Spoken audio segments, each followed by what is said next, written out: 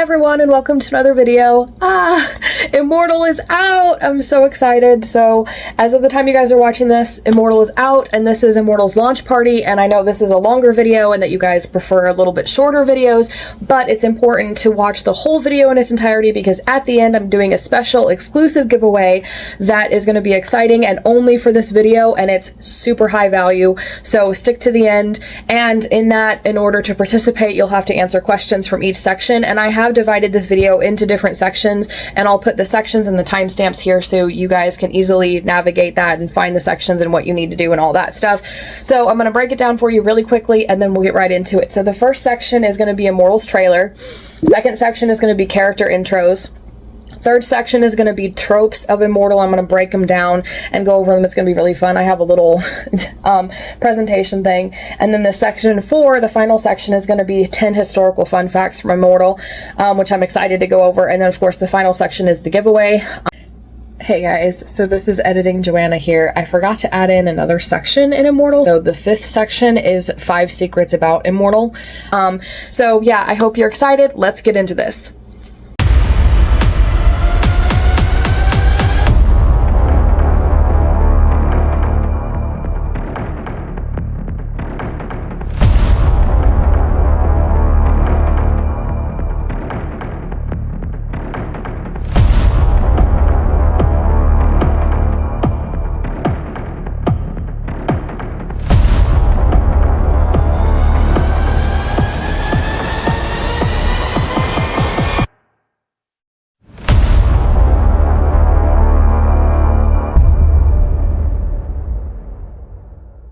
All right, we're recording.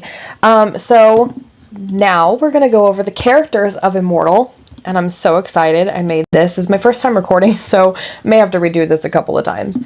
All right, so first we're going to go over the main characters of Immortal, starting with Nasan. So he's also called Jace. A lot of times in some of the videos you may hear me referring to him as Jace, and that may confuse you if you don't know why, but he has 2 different names. So I call him Jace, but he's also Nasan.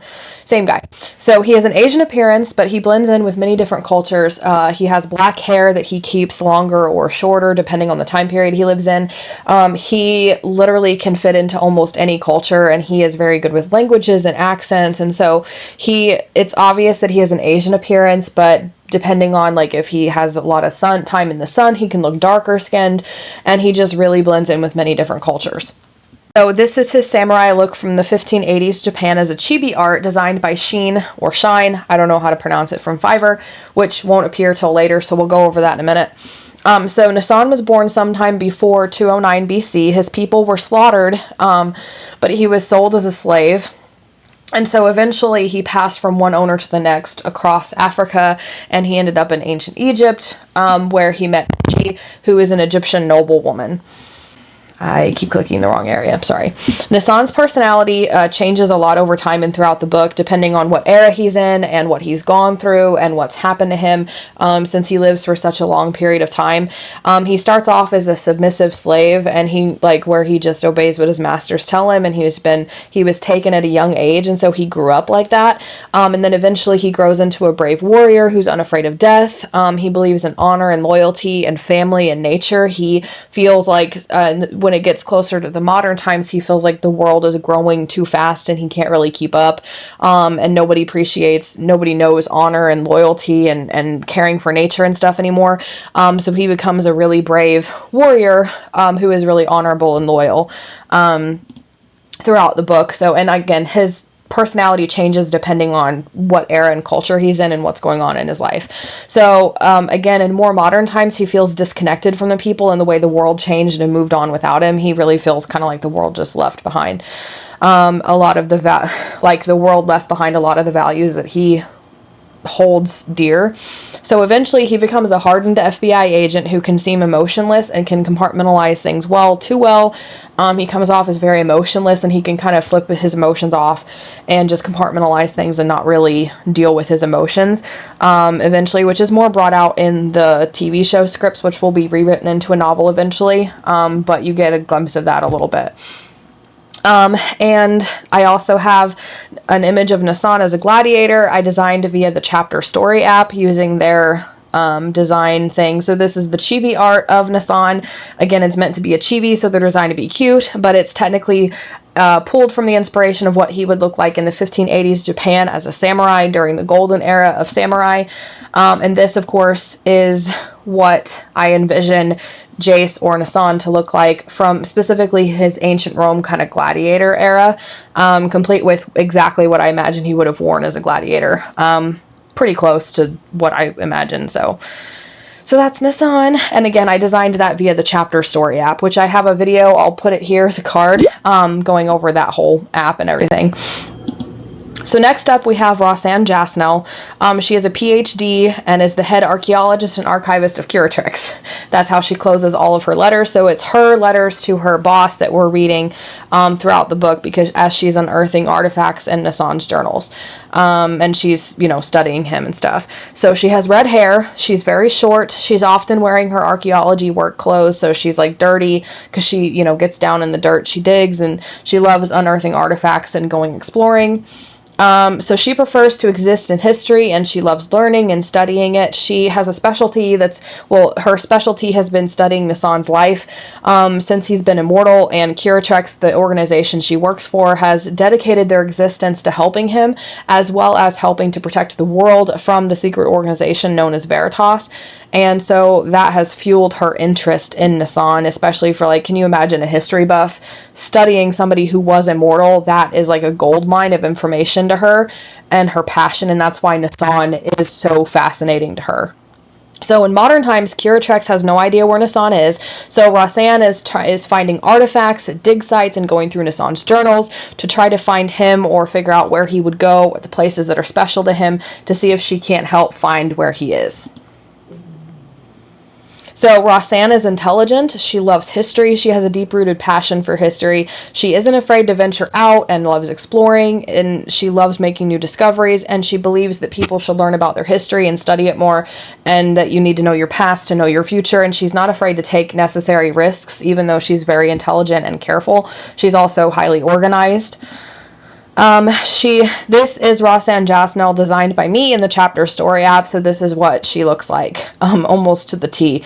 That's exactly what she looks like and how I envisioned her in my head, which is part of why I love the Chapter Story app, because you can just design characters on there, even though I'm not planning on publishing anything from Immortal anytime soon, but I'm really tempted to take the TV show and turn it into a Chapter Story app book. We'll see. That's a whole nother thing for another day. So next up we have Eshe. So Eshe is an ancient Egyptian noblewoman whose father works for the Greek pharaoh. So a little bit of background at the time. Egypt, Upper and Lower Egypt, was ruled by a Greek pharaoh. I don't remember which one the Greek pharaoh ruled, but it was the Greek was in either Upper or Lower.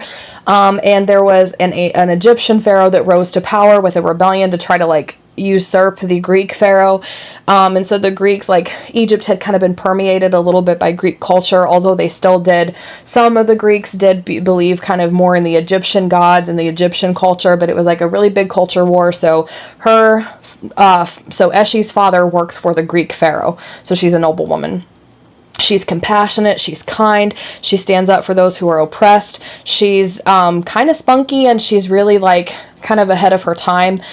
Spirited is a good word. So this is Eshe, designed by me using the Chapter Story app. This is pretty much exactly what she looks like to me.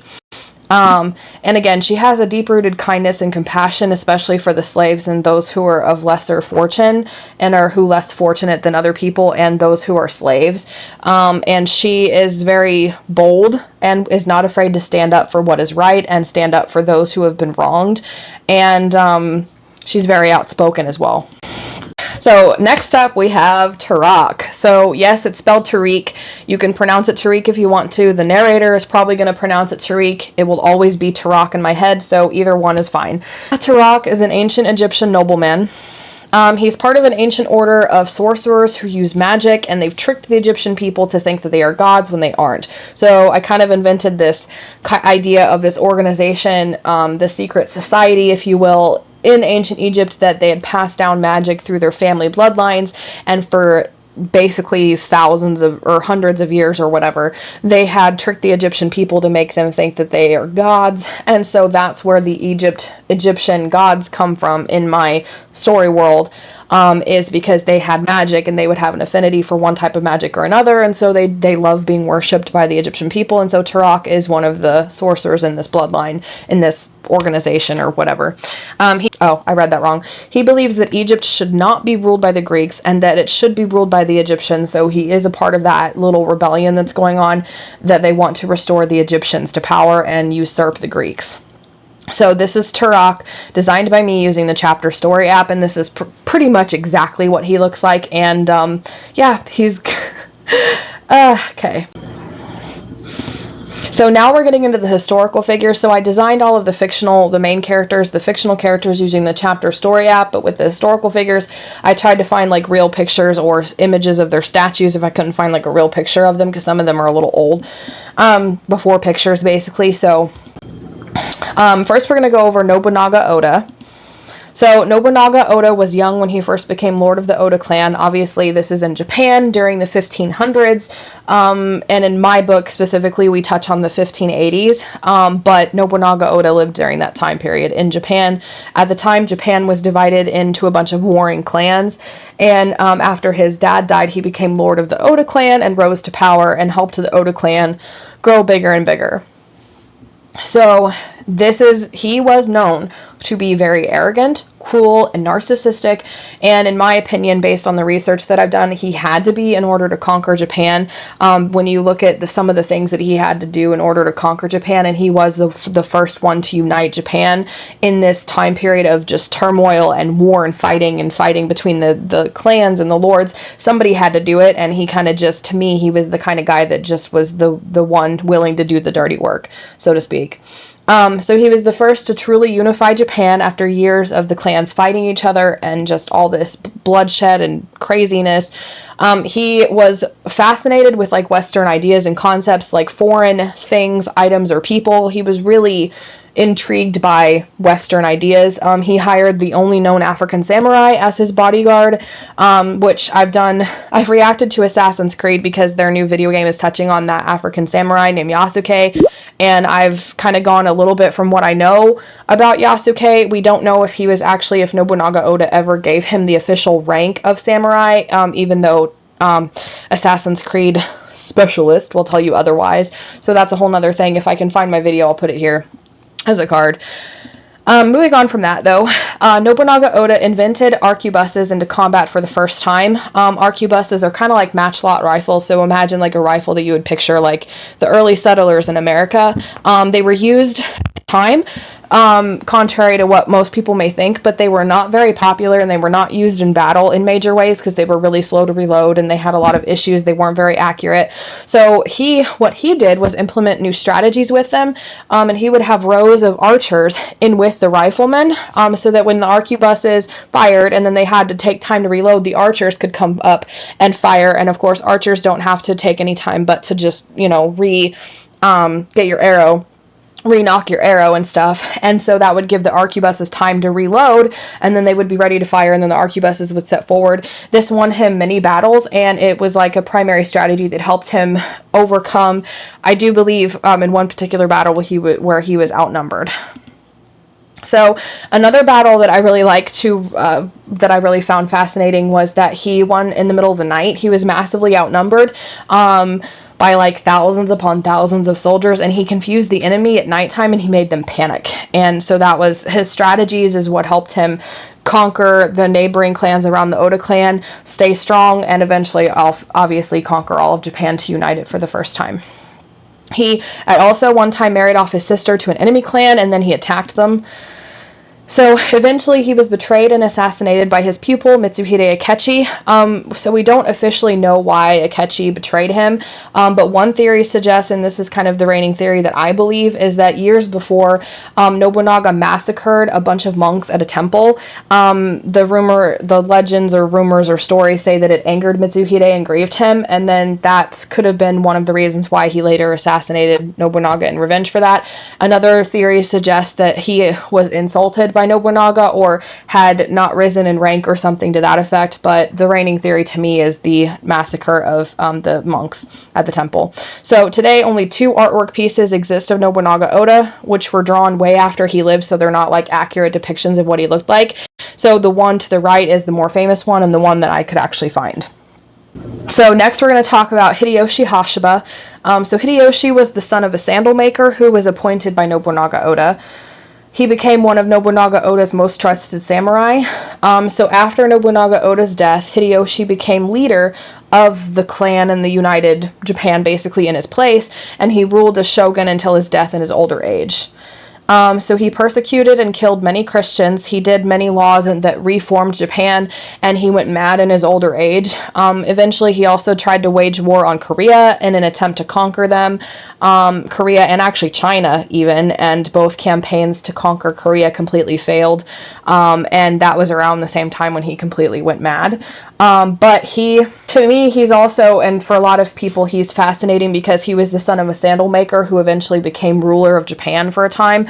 And so it's fascinating that he was able to rise to eventually gain that much power. And the ironic thing is that one of the laws that he put into place that reformed Japan was that whatever class you were born into is what you had to stay. You could not rise to another rank or become better. So if you were not born a samurai, you would not ever become a samurai. If you were a peasant, you would stay a peasant, which again was ironic considering he started off as a lowly peasant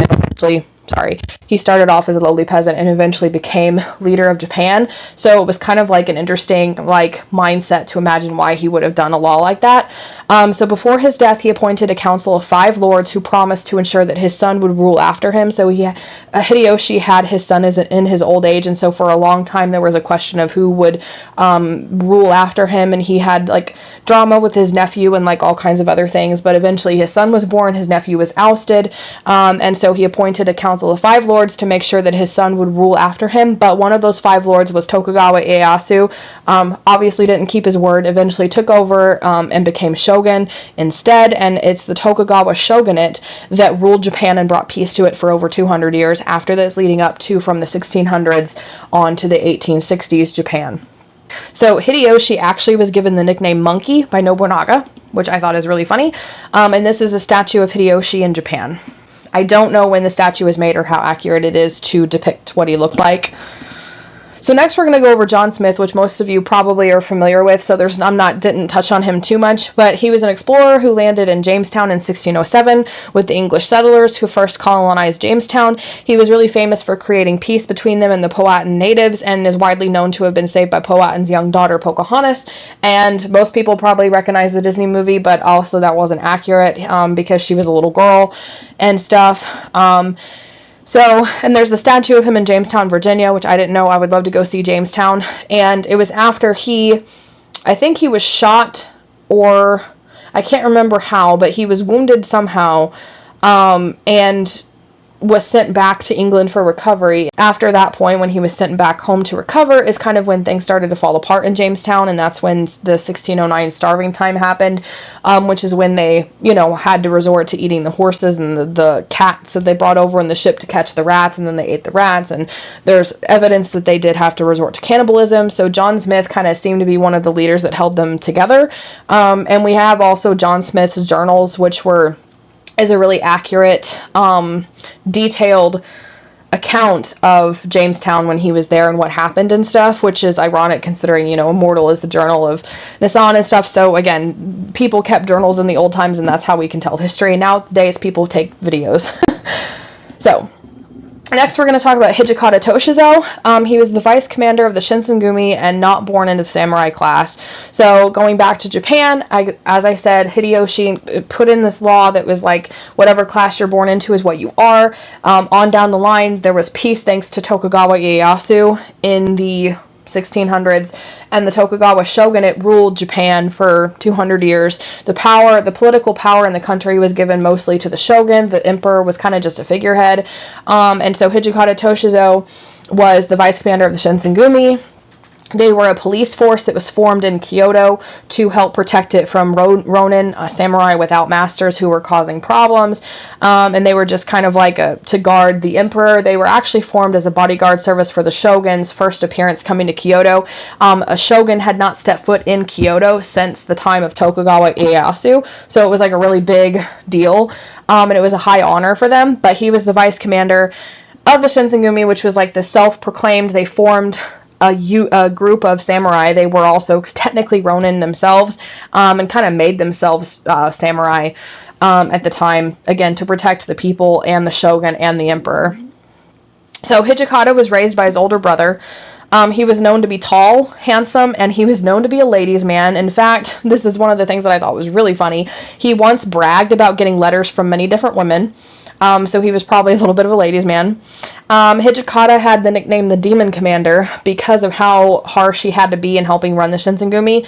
And they had a lot of, like, issues when they first formed, and so in order to form this group of samurai from men who weren't samurai, they were people who trained in a dojo together, and nobody was protecting Kyoto, nobody was protecting the people, and so they kind of took it upon themselves to do that.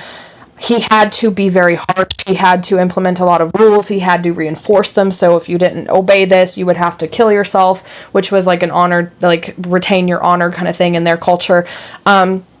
And it was just like he had to become the Demon Commander in order to form the Shinsengumi and to kind of like achieve what they did achieve, which was protect. They saved the Emperor's life multiple times from the Satsuma Choshu clans who were rebelling against them to try to put the Emperor back in power instead of the Shogun and everything. So the first picture of him, which is this one at the top here, I don't know if you can see my cursor, but that's him in his Shinsengumi uniform before the westernization of Japan, and the second one on the bottom is, which is right here, is him after the westernization of Japan. So that was also likely closer to the end of his life as well, because the whole Boshin War was like 1868 to 1869, so it was like only a period of a year and a half. So once the Battle of Tobu Fushimi happened in like 1868, it was like only a few months, maybe a year later, before the whole thing, they just died. And basically, so that probably would have been closer to the end of his life. But it was said that he gave a picture of himself and his death poem to someone before he went into the final battle when he died. And again, you can see the Shinsengumi outfit at the top and everything, and he does look handsome, so it's pretty accurate.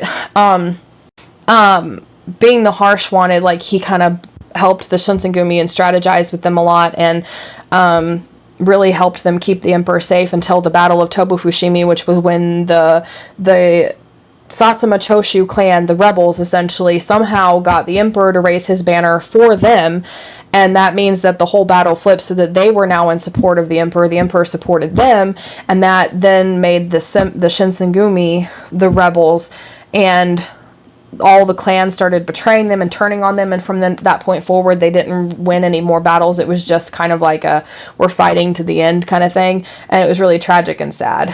So I wanted to talk about a few other members of the Shinsengumi. So this first picture is of Kondo Asami, which was the commander of the Shinsengumi, and that's the one on the right, the top, the bigger, kind of longer one, and that's a picture of Kondo. And then the second picture, the longer one that stands upright, is of Nagakura Shinpachi, taken later in his life. So he was one of the only two members of the Shinsengumi to survive the Boshin War, and he lived well into his old age, so all of the information that we have about them come from him and Saito Hajime, who is the other surviving member. So we wouldn't have known anything about the Shinsengumi if it wasn't really for Nagakura Shinpachi and Saito Hajime, so that's what he looks like in his life too, later in his life as well. So next we're going to talk about Crazy Horse. So Crazy Horse was an Ogallala Lakota warrior and leader of his people.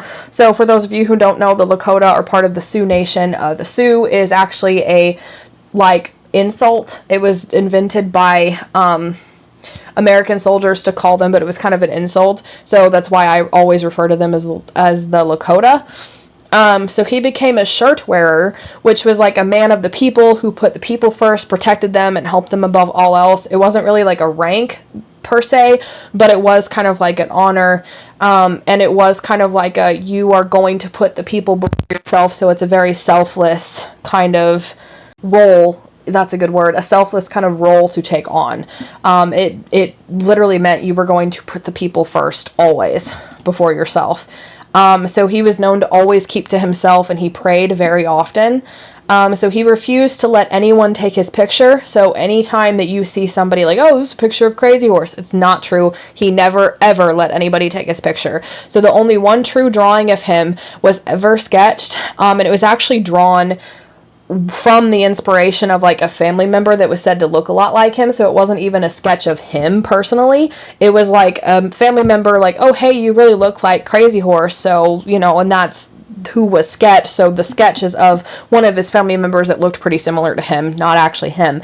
And this is the only likeness of him that we have. So if you see anything else that's not accurate, this is the only one that exists. Hey! Alright, so this is some of my first time. I've done a presentation in Canva before, but it's been a while, so I don't remember how to do this. So this is the book tropes of Immortal, my presentation. I made this. I'm so excited about it. Alright, so first of all, let's go over the romantic tropes in Immortal.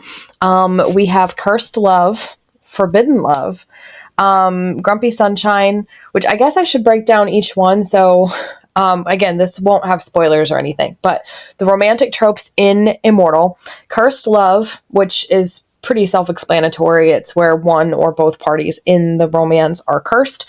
Forbidden love, obviously it's where they can't be together for one reason or another. It's forbidden. Grumpy sunshine, that is a trope where one of the, persons in the romance, either the guy or the girl is really grumpy and the other one is really happy. Typically, I prefer, and a lot of like readers that I've talked to prefer a grumpy guy and a happy girl, which is the case in this one. He's a bit brooding. She's a bit, you know, spunky and happy and optimistic and stuff. Uptown girl, which is she's rich, he's poor. It's also a bodyguard romance. So there are instances where he's a guard for her. That's where, you know, one person in the romance where the other is a bodyguard watching over the other. I have seen a lot where it's actually reversed and it's a woman, but I prefer the man to be the bodyguard. Next is the opposites attract, which again is pretty self-explanatory. It's where the romance, the guy and the girl are opposites and they kind of that attracts them to one another. The next is, I don't know if this is an actual thing, but it's reincarnation romance, but mine is without reincarnation. I don't believe in reincarnation, so I tweaked it with magic in mind, so it's not actually them reincarnating, but it comes from that legend of, I don't know if this is an actual myth or legend, but this, like, a myth or legend of like the couple that falls in love with each other over and over again only to have to watch each other die, and then they get reincarnated in other lives only to do it all over again. I just kind of did a similar thing without the reincarnation. So it's reincarnation romance. That's what I'm officially, reincarnation romance, that's what I'm calling it. Eternal love. Obviously, that's self-explanatory. It's where their love is eternal and will last forever no matter what. And then amnesia romance, which is where one or both, I don't know if it ever does both, but one party has amnesia, doesn't remember the other one. And then no spice, which obviously means no spice. That's no sex scenes or anything like that. It's very clean. One of my editor actually describes it as a bit steamy, but it's not spicy. So next, we have the historical tropes. So we have Egypt ruled by Greece, and these are going to be self-explanatory, but literally Egypt ruled by Greece. So that's the latter part of the Egyptian, ancient Egypt era. We have ancient Rome, gladiators in ancient Rome. We have the Boshin War, which is the Japanese Civil War that happened in 1860 Japan. We've got samurai. We've got feudal Japan, which is another term for medieval Japan, which is like 1500s to the 1600s is what people consider the golden age of samurai.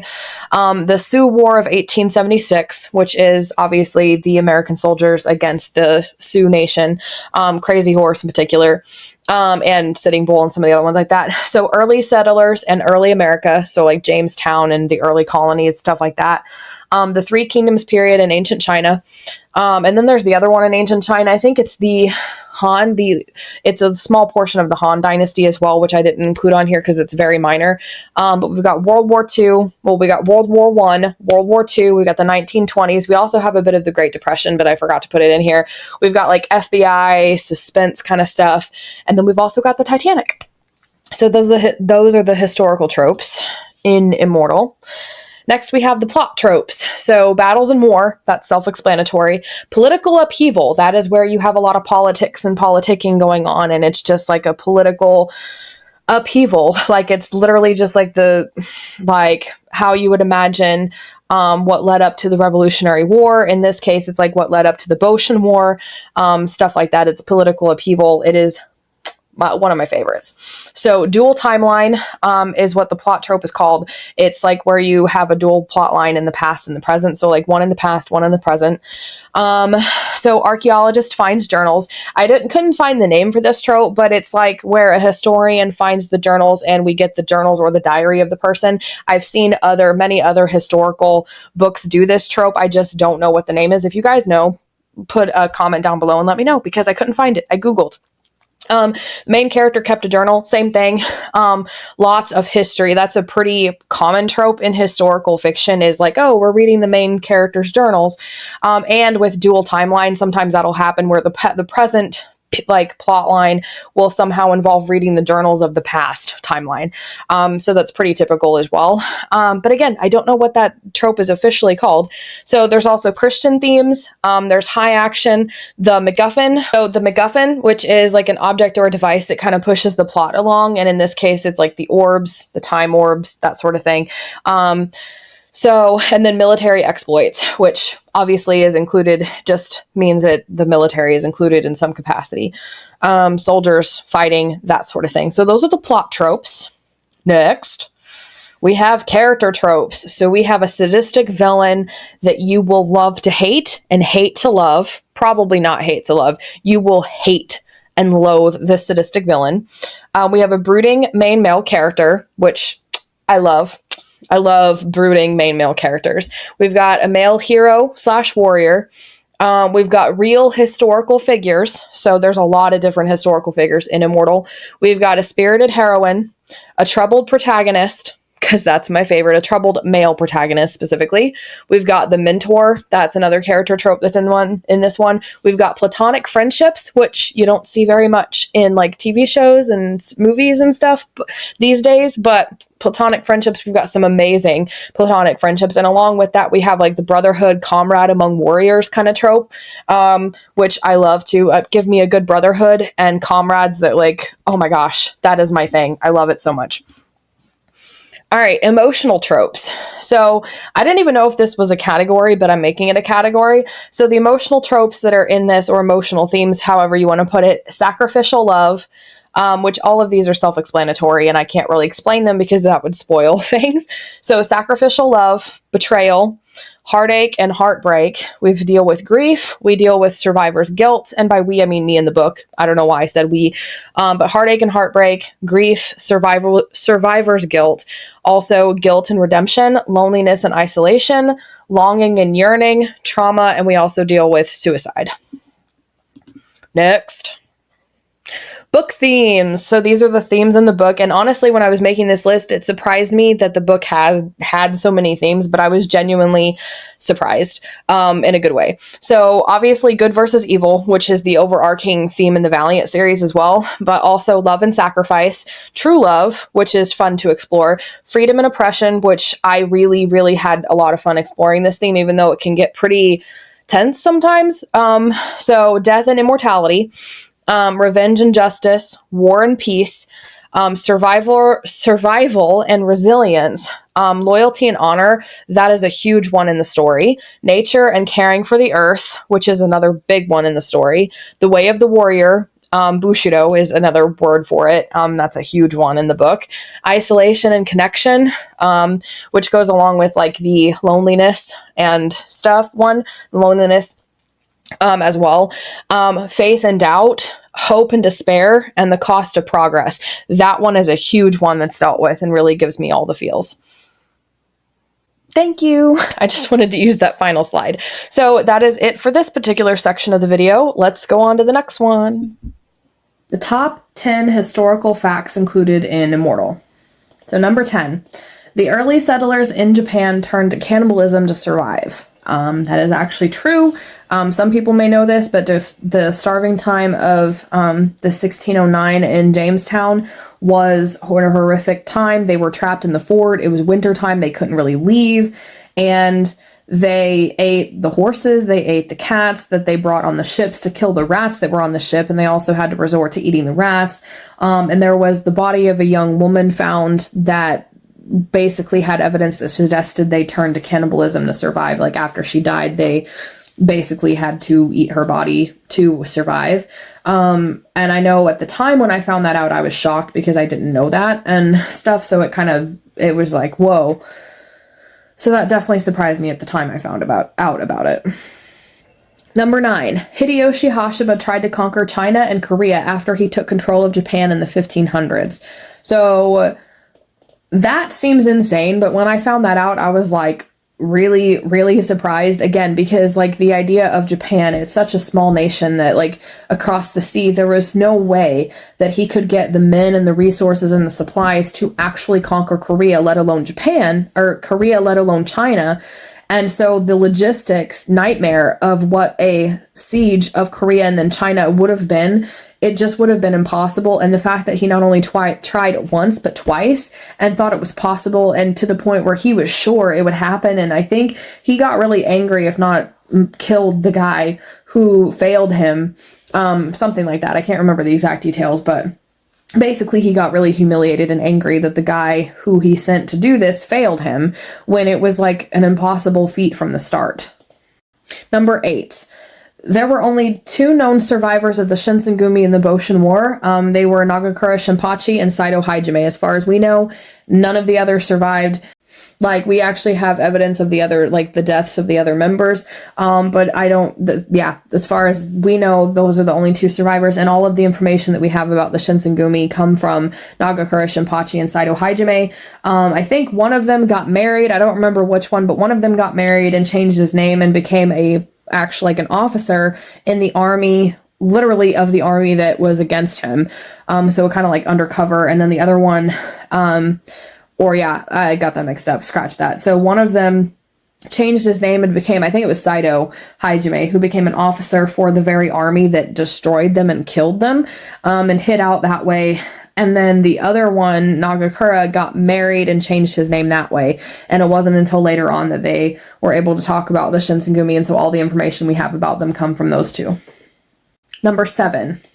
Ancient Rome did have contact with China, though it was still limited. It existed. So at least from my personal experience, a lot of sources or people claim that ancient Rome did not possibly have any contact with China. And it wasn't like a person from Rome would literally travel all the way to China. It was like through a series of trade routes and different things like that I think would eventually go on to become the Silk Road. But basically, it is not true that they never had any contact. It was like they did, and they were aware that it did exist. It was just extremely rare, and it was like this person doesn't even know the person who knew the person who knew the person who knew the person who traveled to China.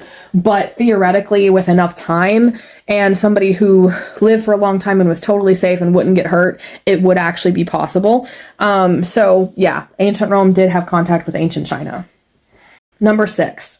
One kingdom in China in 238 AD only lasted for a single year before it fell. So I think this was during the 3 kingdoms period in China, which was when China, after the Han dynasty fell, and it divided itself into 3 different kingdoms to survive. So it was like the remnant of the Han dynasty, so to speak. And this other kingdom, this 4th kingdom, if you will, lasted only for a year. And because of that, people afterward and historians do not consider it to be a 4th kingdom, simply because it didn't last as long as the other ones did. So that's why it's only known as the 3 kingdom period, because the 4th kingdom apparently doesn't count. It was only there for a year before it fell. Number 5. So, after Crazy Horse and his tribe surrendered, the soldiers asked them to fight again against the Nez Perce tribe. So, at the time, a translator lied and translated wrong, claiming that Crazy Horse said, "We will fight until there is not a white man left," when in reality, Crazy Horse actually said, "We will fight until there is not a Nez Perce left." And this was a big deal because at the time when Crazy Horse and his tribe surrendered, they promised the American soldiers that they would not fight. They laid down their arms. They complied with the rules. They were promised to be able to allowed to go off the reservations for a hunt that the American soldiers kept putting off and kept putting off. And so there was this argument about whether they would go hunt, be allowed to go hunt or not. And then all of a sudden the soldiers demanded that they fight and help the American soldiers against the Nez Perce and everything. And Crazy Horse and the natives with him were like, "Hey, we promised you we wouldn't fight," and at the time they kept arguing back and forth, and eventually Crazy Horse said, we will fight until there's not a Nez Perce left. And the translator again claimed that he said, "We will fight until there's not a white man left." And this, of course, stirred up the American soldiers, believing that he was going to go rogue again in their mind. Number 4. On the Titanic, while the third class did actually have smaller living quarters, they actually had their own dining hall. They had their full service, including cleaner water than most of them had ever gotten in their life outside of Titanic. It was actually truly luxurious for them and better than they had in their everyday lives. They had waiters who would serve them and serve their every need. I think their dining room, or one of the rooms, cafe or dining room, had like a piano with it, so it had the music. And again, the food that they ate, even though it was like for third class, and the room that they had, it tasted better, and it was more room than most of them had in their regular lives. So it actually truly was luxurious, contrary to popular belief that, oh, the third class had it so bad. Well, compared to the first class, of course, but like compared to what lives they normally lived outside of Titanic, it wasn't actually that, but it was actually luxurious, more than they were used to. Number 3, the katana was designed to kill, and it can slice through multiple opponents at once, and it can also stop a bullet. So most of the time, obviously, people aren't fast enough to catch a bullet, but hypothetically, if you could, and there have been known instances where you could swing fast enough, the metal is so strong it will be able to slice through the bullet, and the bullet will not stop a katana. Number 2, during the attack at Pearl Harbor in 1941, Japanese submarines also sent torpedoes to attack the ships, and the Arizona, still underwater, is still leaking oil today. So most people know about Pearl Harbor, but a lot of people just focus on know about the history of like the Japanese planes. But that morning, the Japanese actually did have submarines that also did fire torpedoes to attack some of the ships. And I think there was a story of one submarine that tried to send a torpedo and they were caught. And the people, not caught, but like they were seen on one of the other submarines or ship's radar and stuff. But by the time they got word back, Pearl Harbor had already been attacked by the planes, something to that effect. And again, the Arizona is also still leaking oil today. Number 1. So enslaved Jews, after the capture of Judea by Emperor Vespasian, although he wasn't emperor at the time, he used those captured Jews, those enslaved Jews, to help build the Colosseum, which was originally called the Flavian Amphitheater. So Vespasian's son Titus was the actual one to be able to live and see it complete, and he watched the inaugural games of the Flavian Amphitheater. They lasted for 100 straight days. Thousands of people and animals were slaughtered, and during one day, the Colosseum was actually flooded to reenact a naval battle. So I know most people don't actually mention or talk about how enslaved Jews were actually captured and used to help build the Colosseum. And that's it. That's the last historical fun fact from Immortal. So I hope you've enjoyed. 5 secrets about Immortal. Secret number 1. It was inspired by the book called Fallen by Lauren Kate. So essentially, Fallen by Lauren Kate is actually like a fallen angel romance, which I was big on back in the day when I was a teenager. It was like all the rage after vampires. But in that one, the main girl and the guy are like fallen angels or something. And I don't remember anything about the story because it's been way too long ago since I read it because I was very young. But the premise was that they fall in love with each other over and over again. And I think she dies or gets reincarnated or loses her memories or something like that. But I remember it starts off when she's a teenager and she's been sent to this like disciplinary school, and she meets him and falls in love with him then and finds out about her past and like doesn't realize that she is a fallen angel till like the end of it, but like finds out kind of about their history. But I remember how it only touched on like 1 or 2 eras, and it was like Russia, and I was like, man, you could do so much better with this trope of a couple that loved each other throughout history and one of them can't remember the other. And that's when I came up with the idea for Immortal, because I wanted to touch on more than just 1 or 2 periods of history. I wanted to do all of it. So that's secret number 1. Okay, secret number 2, I actually wrote Mortal first. And by wrote Mortal, this was the original version of Mortal, and it was terrible because it was like the first Valiant thing I ever wrote, even before Hunter. At the time, I did not intend for it to be a series. It was like my first attempt at a sci-fi, and I was inspired by Star Wars, so like episode 1, the pod race, I wanted to like write my own version of that, and so that was the original intent behind Mortal, I mean. And it wasn't even part of the Valiant series. It was just like this really dumb story by this really young girl named Joanna. And so it was terrible, but then eventually I felt like Jace, the character, deserved a better story, and so when I came up with this idea for the couple who loves each other and over again throughout history, I had the idea for Immortal, and then it exploded into what it was, and then I had to connect it back to Mortal, and so I was like, well, it both takes place on Earth, and there was time magic, so like, let's just throw them into the future, and that's how they get to Mortal. And then I had to rewrite Mortal, and I didn't rewrite it until I want to say after I got published with my traditional publishers at first, which was like 2019 or so. So it took me a while before I rewrote it because the original was just so terrible of Mortal. So yeah, that's secret number 2. So secret number 3, I originally set Immortal in the year 2016, like the modern timeline in 2016, which was actually the year that I wrote the book, so it made sense to like set it in that year. And I also wrote it to join the 2016 Waddy Awards, because at the time one of the categories was something new and different, and so I thought the idea of the archaeologist finding his journals and then actually doing a story of his journals would be something new and different. And I entered it, but I didn't win, but I kept writing and the book became what it is today. All right, so secret number 4. Immortal has actually had 2 editors, not just one. So the first was Laura Johnson, who did 2 rounds of it, and she also did 2 rounds of editing Mortal. And then the second editor is Eshe Pruitt, who also did 2 full rounds of Immortal. So I wanted it to be really thoroughly edited, and both of them helped me out a lot, especially Eshe Pruitt, though. She really put in the work and effort to make Immortal shine, so shout out to both of them, but specifically and especially Eshe Pruitt. So that's secret number 4. So secret number 5 is pretty much just the stats of Immortal that I thought were fascinating. 18 history books for research. I actually went over 11 of them in my last video. I'll have it here as a card. 200,000 pages. 8 years of writing, rewriting, and editing. Countless documentaries. 8 TV show scripts. 1 companion novella. 2 full companion novels. And 28,000 reads on Wattpad. And those are the 5 secrets of Immortal. Thank you guys so much for watching, and we're finally here to the giveaway. I'm so excited. So, in order to be entered to win the giveaway, which I'll say what the prize is here in just a second because I'm so excited.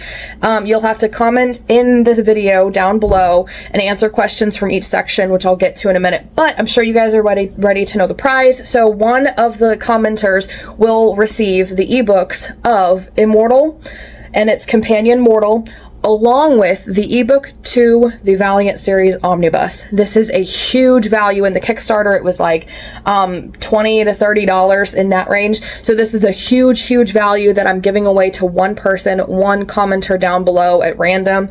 It'll be completely random. So enter to win. And also everybody else who does comment but doesn't win the giveaway will be receiving the Immortal and Mortal ebook bundle as well, just without the omnibus. So one person will get the omnibus along with that, and everybody who does participate will get the Immortal and Mortal bookmarks along with the digital bookmarks that you can print off yourself, and a digital copy of the chibi art of Nasan. So, but one person will get the omnibus, which is the entire Valiant series, Hunter, Shifter, Samurai, Assassin, and Rogue, all in one big omnibus. I actually have it here. So this is the paperback version, but it's huge. So you'll be getting the ebook of this along with Immortal and Mortal. So you'll have the entire Valiant series for yourself. One winner. And like I said, everybody else who comments will still get Immortal and Mortal as an ebook bundle, and everybody will also get the digital bookmarks and the chibi art. So question 1 from section 1 is list out one historical era that was shown or visualized in the trailer.